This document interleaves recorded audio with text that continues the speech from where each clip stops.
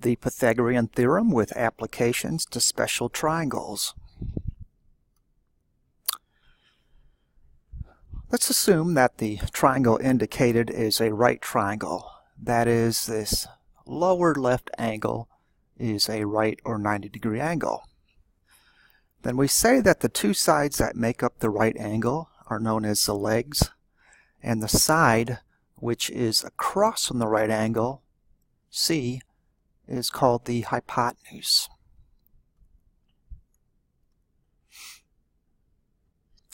If that's the case, then the famous Pythagorean theorem is written simply as a squared plus b squared equals c squared.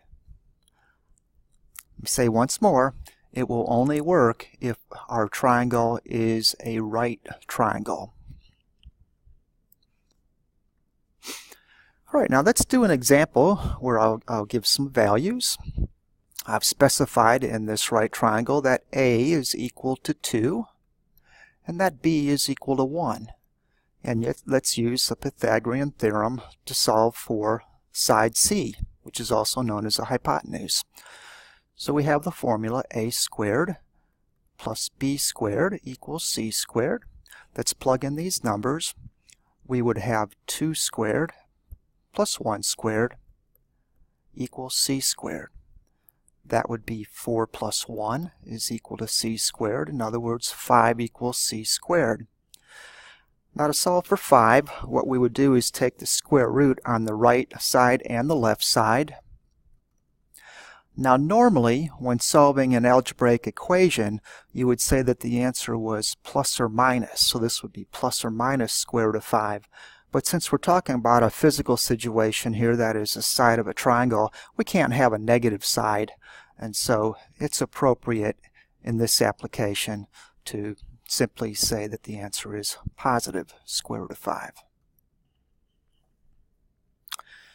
There are certain triangles that are used a lot in the study of trigonometry. One of them is the 45-45 90-degree triangle. Now we see here that the lower right-hand angle is our 90 degrees. If one of those acute angles, recall that an acute angle is an angle less than 90, so these other angles are both acute. Notice that if the one is 45, that the other one would also have to be 45. Why? Well, the angles in any triangle have to add up to 180 degrees. 45 plus 45 would give 90, and then the other 90 would give 180. So let's do an example here. Suppose that the hypotenuse is 1. Recall, hypotenuse is across from the right angle. And suppose that this leg down here is the square root of 2 over 2.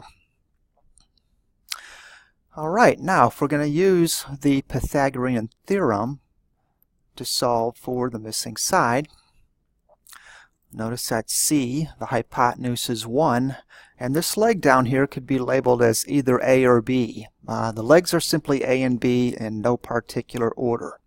So I could just as well have labeled that B. But since I labeled it A, then our unknown side is B. And what we would have is A squared plus B squared equals C squared. Now let's do the arithmetic. When I square that fraction, the square root of 2 times the square root of 2 is just 2. For the denominator, 2 times 2 is 4. 1 squared is just 1. Now, by the way, might as well go and reduce that 2 fourths.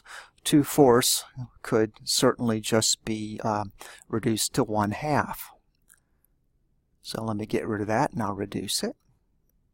Okay. All right, now to solve for b squared, we'd have to take 1 and subtract the 1/2.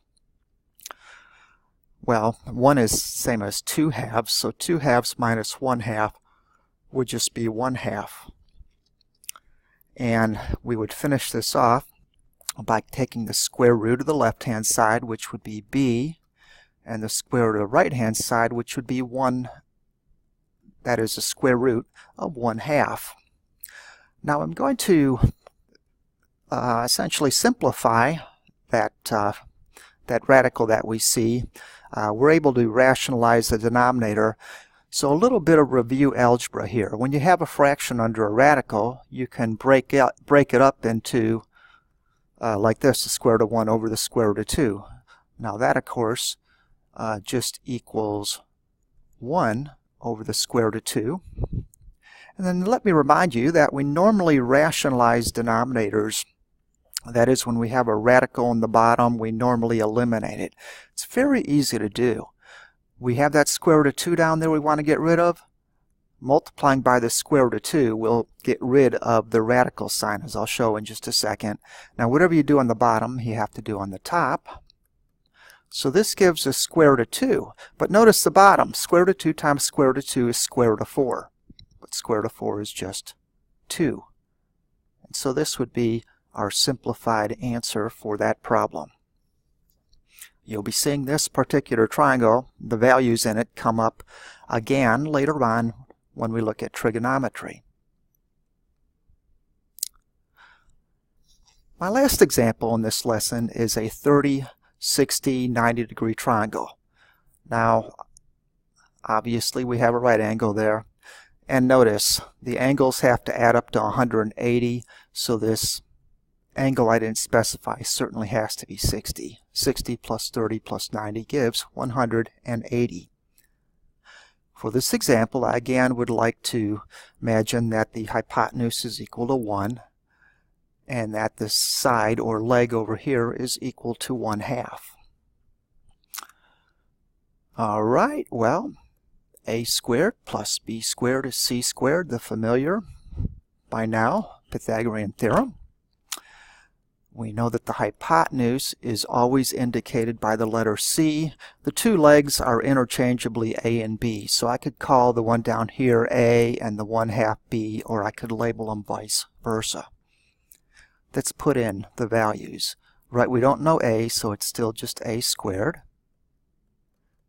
B is 1/2, and C is 1. Now that would be A squared plus 1/2 times 1/2 is 1/4. And 1 squared is just 1. I subtract 1/4 from both sides, and on the right hand side I get 1 minus 1/4. Well, keep in mind 1 is the same as 4 over 4. So 4 over 4 minus 1 over 4 would be 3 over 4. So let's take the square root of the left-hand side, a squared, and the square root of the right-hand side.